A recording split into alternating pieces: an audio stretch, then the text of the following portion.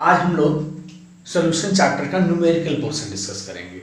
तो हम लोग इसमें देखेंगे कि जो सॉल्यूशन है उसकी कंसंट्रेशन को कैसे रिप्रेजेंट किया जाए, या इस चैप्टर का जो सॉल्यूशन चैप्टर से न्यूमेरिकल्स होता है इस कंसंट्रेशन टर्म से रिलेटेड, जो सॉल्यूशन की कंसंट्रेशन टर्म से रिलेटेड होता है उसको आज हम इसमें खत्म कर लेंगे। ठीक है, तो without being delay let us start our topic. So what is solution? What is that? Chapter is solution. अब हम लोग यहाँ पे देखेंगे कि सॉल्यूशन जो चैप्टर है इसके कंसंट्रेशन को डिफरेंट वे में कैसे रिप्रेजेंट किया जा सकता है। तो हम लोग यहाँ पे पहले लिख लेते हैं कि क्या डिफरेंट वेज है, फिर एक एक एग्जांपल करके कर लेंगे और जितने भी उससे पॉसिबल क्वेश्चन है सब हम लोग करेंगे। तो पहला हमारा क्या है? मास परसेंट। क्या है? Mass percentage. दूसरा क्या है? Volume percentage. Volume percentage. तीसरा क्या है? Mass volume percentage. Volume percentage. ठीक है। चौथा हमारा क्या है बेटा? Mole fraction. क्या है? Mole fraction. ठीक है, मोल फ्रैक्शन। पांचवा क्या है?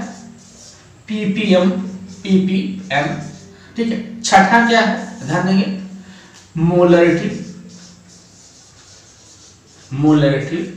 और सातवां क्या है? मोलिलिटी।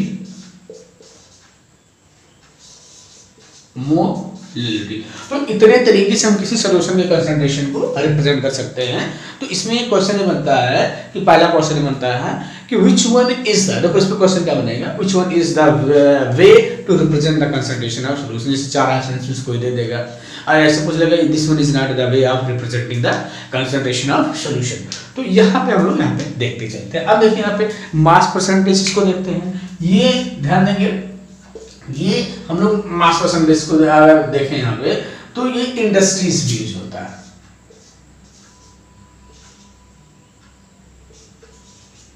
इंडस्ट्रीज यूज होगा।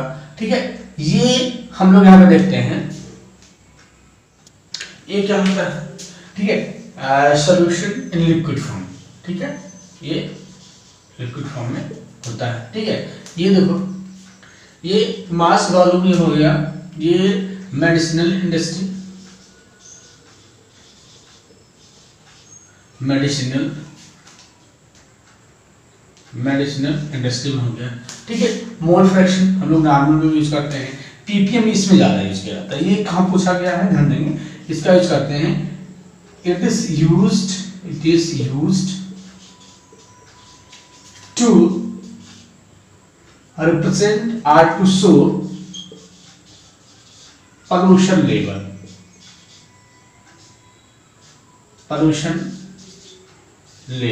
जैसे वाटर का पोल्यूशन लेवल हो गया, एयर का पोल्यूशन लेवल हो गया, इसको रिप्रेजेंट करने के लिए ये मोलरिटी आप लोग जानते हैं और ये मोलरिटी। अब हम लोग इसमें एक एक न्यूमेरिकल इस पे बेस्ड कर लेते हैं जिससे हमारी चीजें आसान हो जाएगी।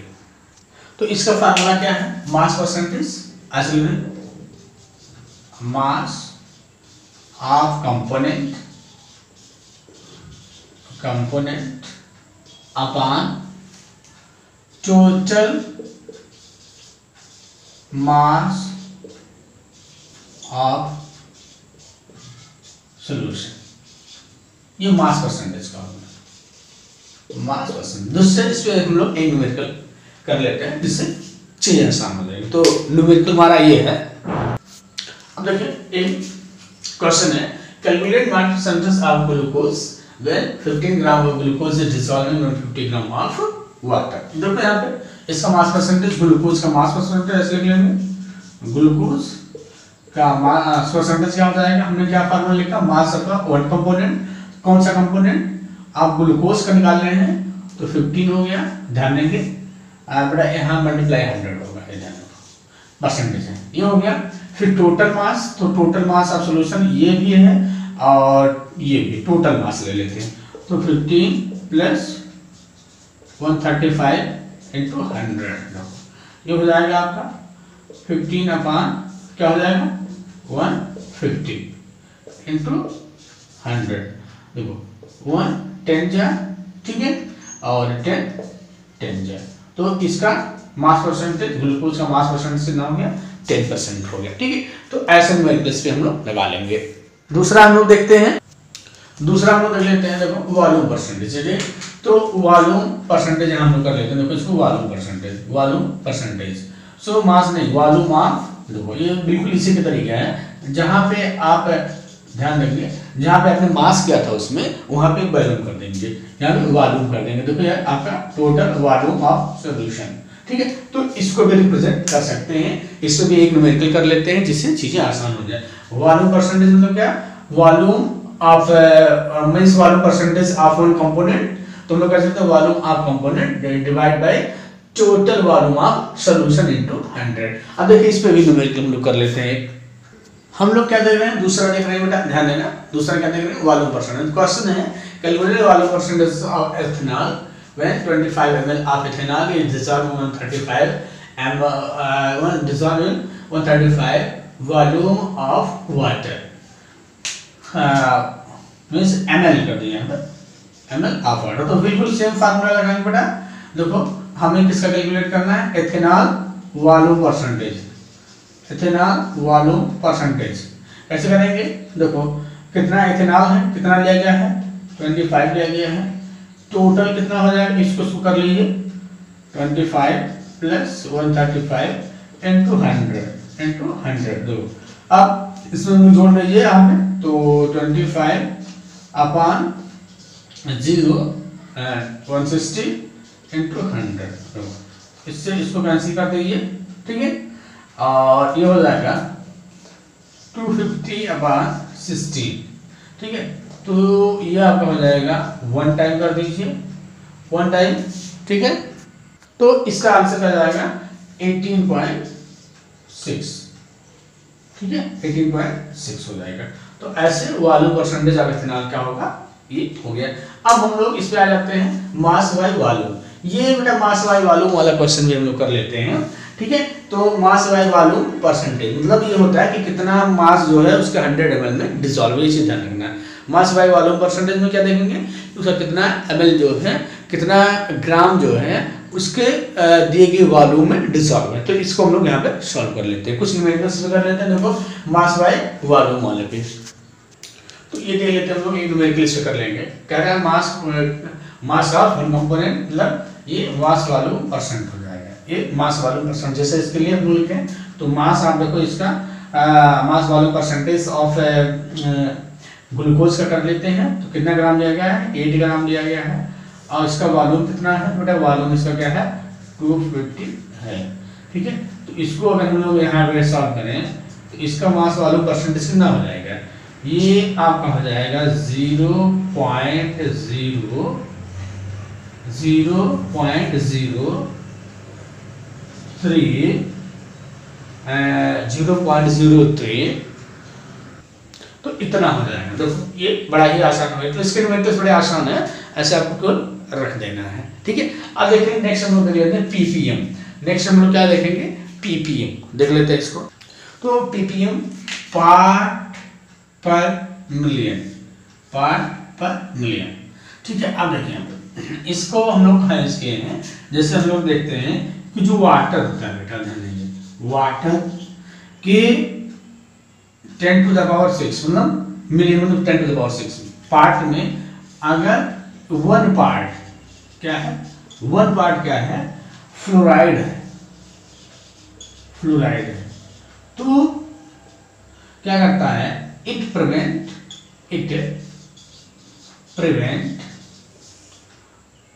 Tooth decay. लेकिन अगर यही ध्यान देंगे, अगर 1.5 से ज्यादा हो जाता है, ठीक है, तो क्या करता है, लीड टू टूथ डीके। मतलब कि अगर इतना है तो ये टूथ डीके को रोकता है, जो वाटर है उसमें अगर इसका इतना परसेंट है तो वाटर डीके को टूथ डीके को रोकता है। लेकिन अगर इससे ज्यादा हो जा रहा है तो ये टूथ डीके को प्रेरित करता है, it leads to tooth decay. ठीक है, ये चीज आपको ध्यान रखना है।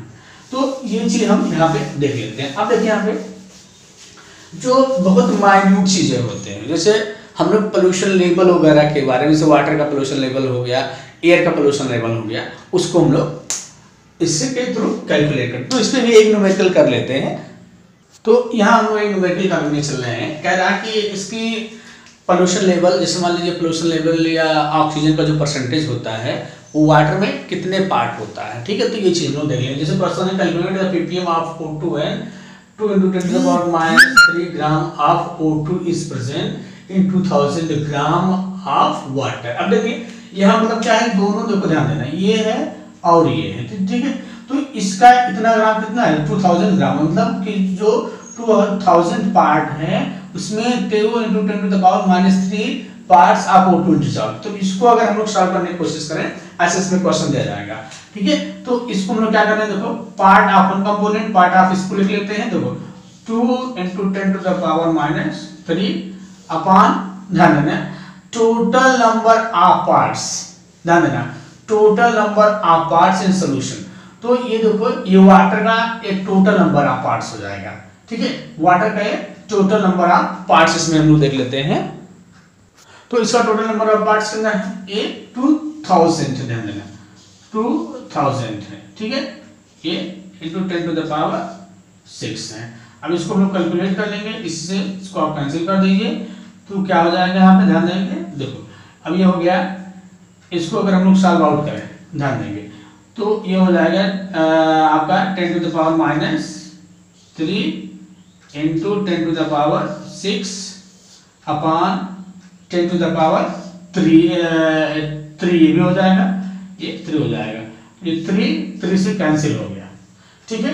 ये 3 से कैंसिल हो गया, तो ये हो जाएगा, ध्यान देंगे 1 × ठीक है 10⁻⁶ ppm।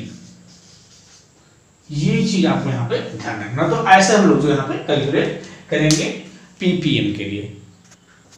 नेक्स्ट हम लोग देखने चल रहे हैं मोल फ्रैक्शन। देखो मोल फ्रैक्शन में हम लोग देखेंगे मोल फ्रैक्शन। देखो ये मोल फ्रैक्शन क्या होता है, मोल फ्रैक्शन।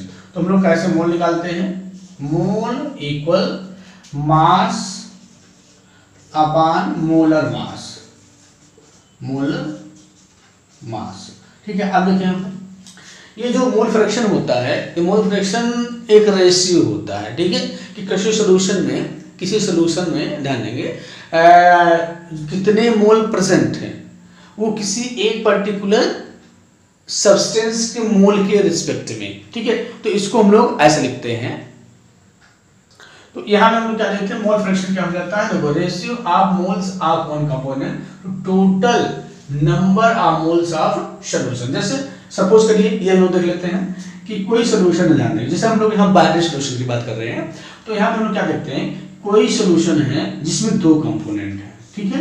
जैसे मान लीजिए एक ए है और एक बी कंपोनेंट है। ये सॉल्यूशन है, ध्यान देंगे ये सॉल्यूशन हो गया, इसमें 2 कंपोनेंट है। इसके मान लीजिए कि आपके Na मोल है और इसके कितने हैं Nb मोल है, ध्यान देना।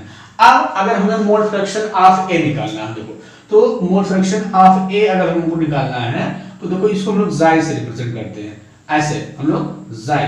मोल फ्रैक्शन ऑफ ए इक्वल क्या हो जाएगा, ध्यान देंगे मोल फ्रैक्शन ऑफ ए क्या हो जाएगा कि number of moles of A Na upon Na plus Nb, ध्यान रखना। ऐसे मोल फ्रैक्शन ऑफ बी जाई बी अगर लिखेंगे तो Nb upon Na plus Nb। तो यहां से क्या चीज आपको मिले, ये चीज आप देख रहे होंगे कि जिसका मोल फ्रैक्शन निकालना है उसका टोटल मोल्स से क्या रेशियो है, वही हमारा mole fraction. Means mole fraction is the ratio of one component of solution with respect to total number of moles of solution. तो ये चीज यहाँ पे ध्यान रखना है। ये हो गया। अब देखिए यहाँ पे जैसे हम लोग एक न्यूमेरिकल कर लेते हैं। तो देखिए एक क्वेश्चन मिल गया, calculate the mole fraction of A when 0.5 moles of A and 0.5 moles of B are present in a solution. अब देखिए यहाँ पे हमने क्या फार्मूला लिखा, देखो फार्मूला लिखा उसी की सहायता से करेंगे। सो मोल फ्रैक्शन ऑफ ए निकालना है, देखो मोल फ्रैक्शन ऑफ ए जाई मोल निकालना है।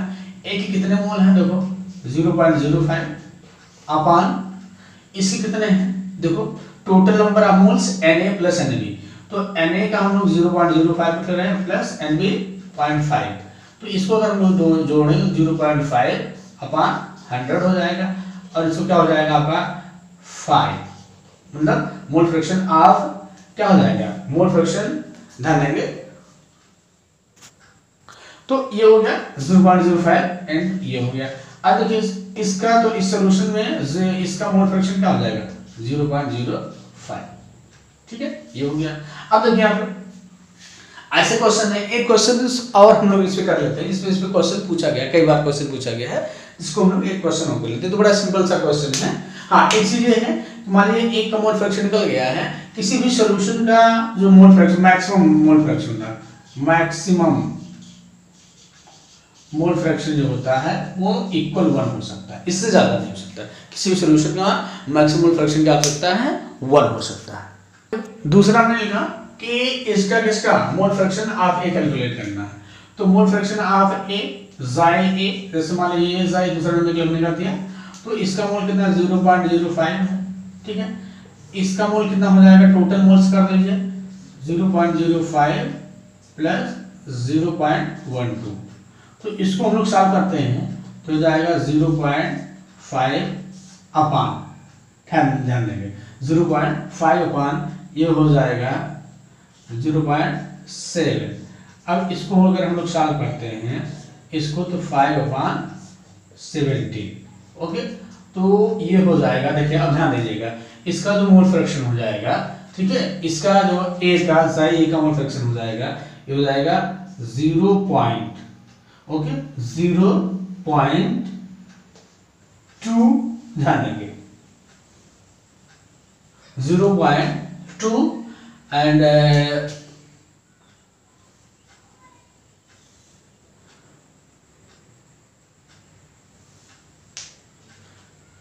8, ये हो गया। देखो लगभग ये हो जाएगा। अब देखो इसका मोल फ्रैक्शन हो गया, ठीक है।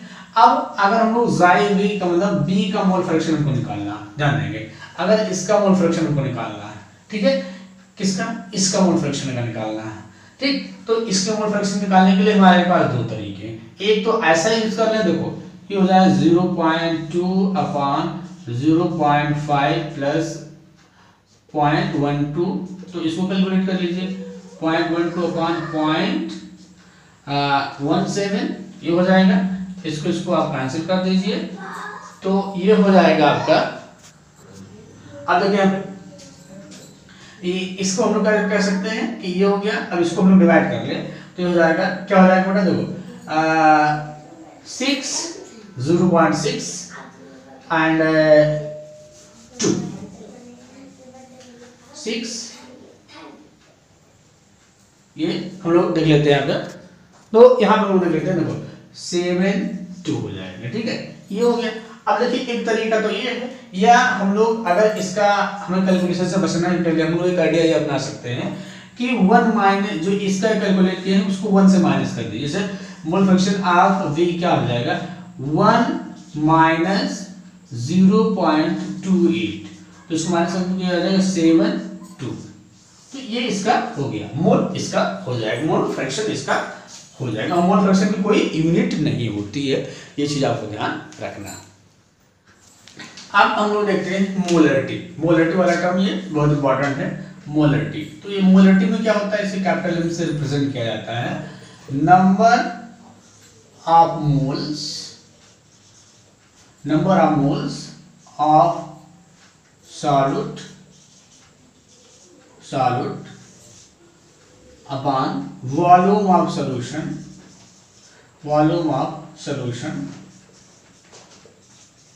In litre.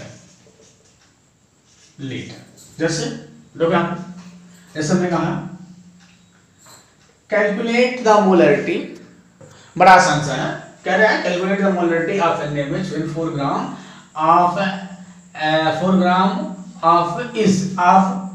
4 gram of NaOH is dissolved in 500 ml of water। बिल्कुल सीधा सा फार्मूला रखिए, मोलरिटी ऑफ NaOH, देखो कितना आसान है, ठीक है। तो ये फार्मूला क्या है, number of moles of solute. तो यहाँ ध्यान देना है कि number of moles of solute क्या हो जाएगा, देखो ये मास अपॉन मोलर मास हो गया, ये है, इसका मास कितना होता है 40 हो जाता है, ठीक है। और कितना ml लिया गया है, देखो 500 ml लेगा। अब एक चीज यहाँ ध्यान रखना है कि या तो इसको यहाँ 1000 से डिवाइड कर दो, ऐसे डायरेक्ट करा करो, अगर ml में दिया गया तो 1000 से डिवाइड कर दो, ठीक है। तो इसको हम लोग क्या कर लेते हैं, देखो ये आसान तरीका हो जाएगा, 0.4 अपॉन 40 इंटू क्या हो जाएगा 1000, ऐसे उलट दो, अपॉन 500, 0 से 0 कैंसिल कर दो, ठीक है।